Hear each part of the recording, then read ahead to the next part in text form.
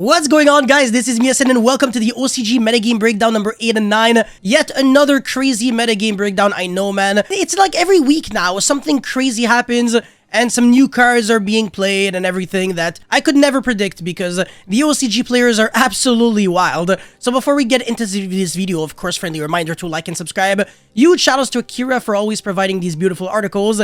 And now let's jump right into it. Alright, so this one's covering 105 top performing decks from 22 tournaments within the span of a week. And a lot of countries this time, so Japan, mainland China, Hong Kong, Philippines, Thailand, and South Korea. Usually it's always just like these two.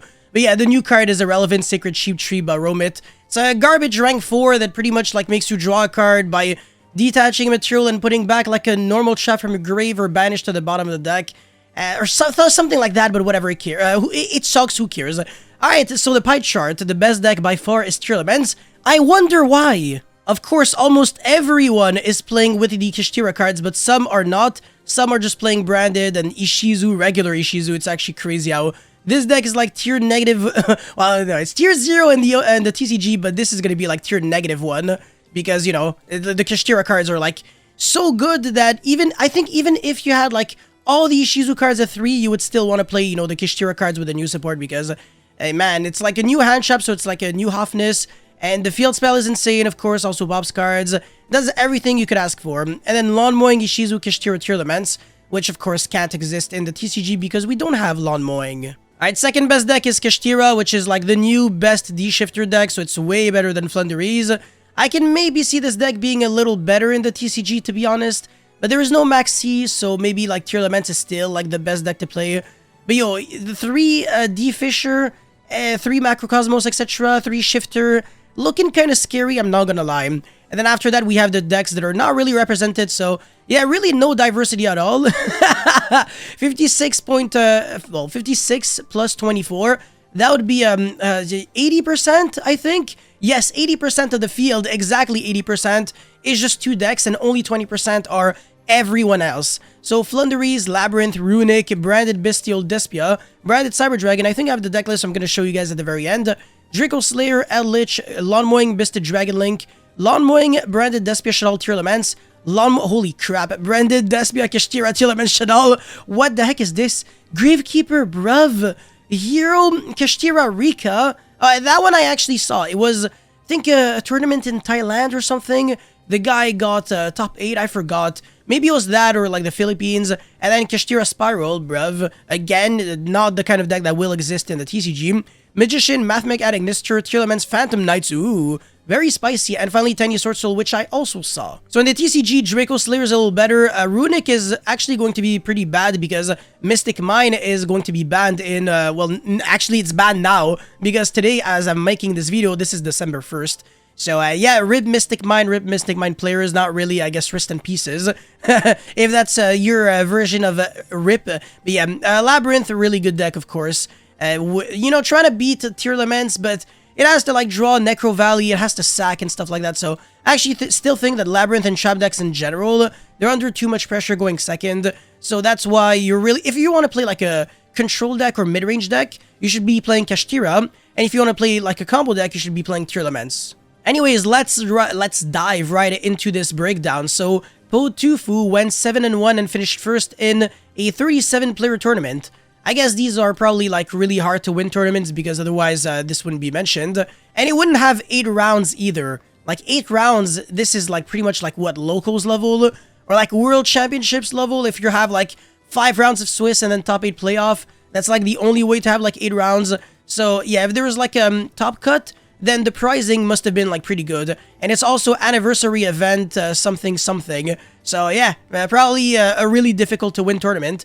And yeah, Mud Dragon of the Swamp is now seeing more play than it was before. So not only can you change the attribute of Mud Dragon of the Swamp to like Earth or Dark so that you can make Dark and Asa with it, which is definitely very interesting. It also allows you to protect yourself from like Imperm on your Reinoheart by default because it's already water. And then once your Tearlaments effect in the graveyard resolves, well rather activates, then you chain Mud Dragon of the Swamp calling Dark, and that way you protect yourself from something on your Kid Kalos. So that is what is being explained here. But also the fact that Mud Dragon of the Swamp can hurt the opponent is very interesting. Because let's just say your opponent goes special summon the Unicorn and then searches the Papillas. and you go Dragon of the Swamp called Wind, your opponent is no longer able to target wind monsters with their own card effects, even on their own field. So you can do that to like stop their Kid Kalos from activating and targeting themselves, or the Papillas from targeting Unicorn. So Dragon of the Swamp not only being able to like not only being a card that protects you, that is a rank 4, level 4 for rank 4 plays, but also can actually hurt your opponent is really interesting. And yeah, Dragon of the Swamp also being kind of like a way to play around Ghost Reaper. I don't know why, but yeah, I guess you can like you can eventually make Dragostapelia because it's a fusion that you can legally summon, and it's better than nothing, I guess. But this doesn't matter too much because in the TCG, people were always playing Dragon of the Swamp and Garura, and Garura does not exist in the OCG. They only have Dragon of the Swamp, which is a card that existed for a while anyways. And Ghost Reaper's Winter Cherries is actually seeing a lot of play right now. So a bunch of decks are either main decking the card or side decking the card, but now it's actually seeing more play in the main deck.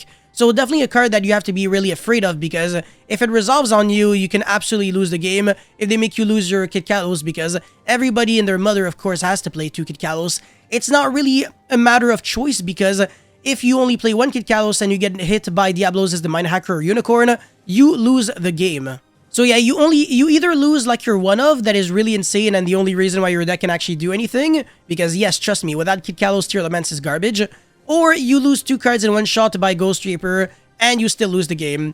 And there are also not a lot of ways to counter Ghost Reaper. It's really scary. So obviously there's Call by the Grave, there's Cross Out, but the best way to deal with Ghost Reaper is by sending Crime from the deck or hand to the graveyard so that you can trigger its effect and recycle back a Kid Kalos from the bench to the hand.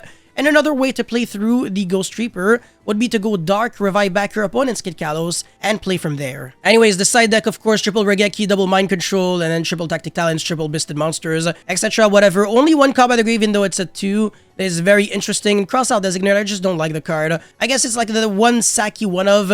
If you draw it, then you can play around Reaper, Maxi, Ash, Imperm, etc. But I'm really not a big fan. And yeah, alright, so that was the kind of like the boring part, because everybody already expected that. And now moving on into the most spicy part of the video, which is Kashtira. Are you noticing something very spicy? Because I am.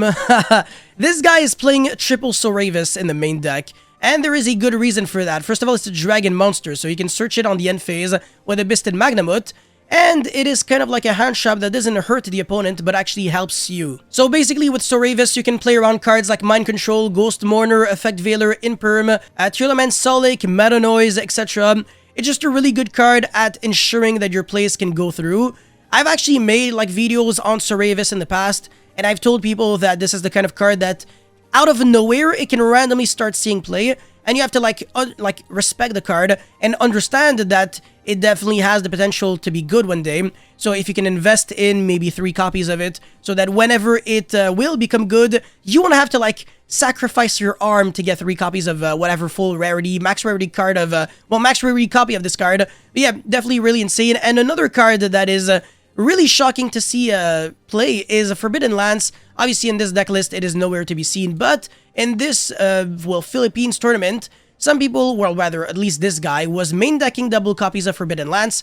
It's a card that can protect you from Book of Eclipse, Regeki, and those other spell cards that, or trap cards that can hurt your cards quite hard. So very interesting techs, and this is the kind of thing that we can always expect to see in just about any mid-range deck that has a lot of, you know, space for flex spot. They're always trying to play like a lot of creative cards that allows them to deal with the best deck, so that they have like minimal space for their engine and then a lot of space for like hand traps and hate cards. So yeah, 11 hand traps and then double anti-spell main deck, which I think is a little crazy, but it looks really good against the Kashtira deck.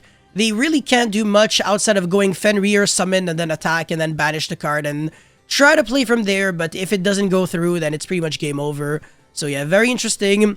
And the trap card is seeing play without Ogre, so you can't search it with Ogre, but obviously you can still banish it with the Rise Heart and stuff like that, so it definitely can do stuff. And being able to summon one of the materials of the Shangri-La is also very interesting. Of course, double Prosperity, no Extravagance, because even though the extra deck doesn't matter that much, you still don't want to banish like random cards, and you want to dig for like an extremely powerful one of, so that you can ensure just winning the game overall, right here and right there.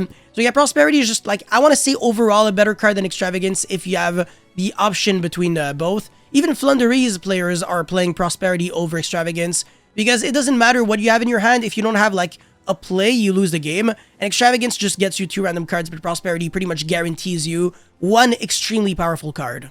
And yeah, it's not really like the extra deck matter that much, but I know that this card is Donner, I think, for higher something, so you can clear the Ibly if they give it to you and stuff like that, and it can destroy monsters on the field, so it's actually a really nice card. I definitely recommend looking into it, because it might start seeing more play in the future. And of course, in the side deck, we have 5 Bestial Monsters. I already said that Magnamode can Surge the Soravis because it's a dragon.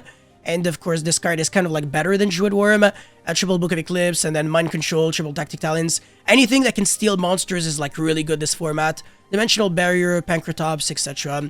So yeah, in conclusion, nearing the end, Tearlaments is by far the best deck, but Kashtira is definitely a very strong contender for second place. And by the way, in case you wanted the deck list that are very spicy, this one, for example, is Cyber Dragon OTK with the Cyber Dark cards. So Double Claw, 1 Chimera, 1 Fallen of Albas, so it's also on the Branded Fusion route, so that you can OTK with 1 single Branded Fusion. Is Branded Fusion a 2? Why would you not play 3 copies of this card? It's really good, and I also don't know what this spell card here is. I've never really heard of it. Maybe I have, but I must have forgotten. And then triple, yeah, 3 copies of triple Tactic Tasking, and then double TTT. Regeki, Power Bond. This looks like a really hit or miss, go second, go big, or go home deck. Bricking with this deck doesn't really feel very nice, but, you know, it is what it is. And, okay, so there are a bunch of Xyz monsters in the extra... It's actually really funny how there's, like, Gigantic and, you know, Zeus, Downward, whatever. I understand the logic. I guess you can go, like, Elf, revive back the core, and then you can make Gigantic, and then Downward Zeus, etc. So, yeah, you can make, like, a 4-material Zeus. It's really not bad. I definitely can say that. And then, yeah, the side deck has Reaper, Shifter, and Cyber Dragon. Very interesting. I actually thought about like Shifter in the chat version, so it's not like stupid or anything, but in the OTK build, that is very bold, because your Rampage will not be able to get extra attack because you did not successfully send monsters to the grave. So I don't know how I feel about Shifter, to be honest. And the other deck list, I don't know if they're really spicy, but a lot of people are actually playing King of the Swamp right now, so that they can make the Grapha Fusion as well as Guardian Chimera. So pretty interesting. This build is also doing that, and this is like an identical same deck list. So yeah, that's pretty much it for this OCG metagame breakdown video. Thank you guys so much for watching. Don't forget to like and subscribe. It's the only way I can get back my voice because I'm sick right now. I'll see you guys very soon. Peace.